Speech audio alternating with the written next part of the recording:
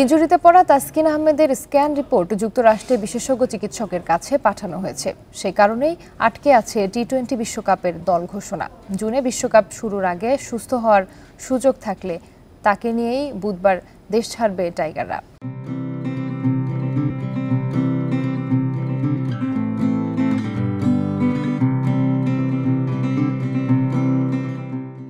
সেক্ষেত্রে যুক্তরাষ্ট্রের বিপক্ষে 3 ম্যাচে তাসকিনকে রাখা হবে বিশ্রামে, কিন্তু বিশেষজ্ঞ মতামত যদি বিপক্ষে যায় সেক্ষেত্রে বিকল্প কাউকে নিতে হবে। সেটা হতে পারেন হাসান মাহমুদ। আজ দল ঘোষণার কথা থাকলেও পিছিয়ে যেতে পারে আরও একদিন। চোটের কারণে জিম্বাবুয়ের বিপক্ষে সিরিজের শেষ টি-20তে খেলা হয়নি তাসকিনের। সিরিজের চতুর্থ ম্যাচে পাঁজরের ইনজুরিতে পড়েন এই তারকা পেসার। 2023 সালের ওয়ানডে বিশ্বকাপেও ইনজুরির কারণে মিস করেছিলেন তাসকিন।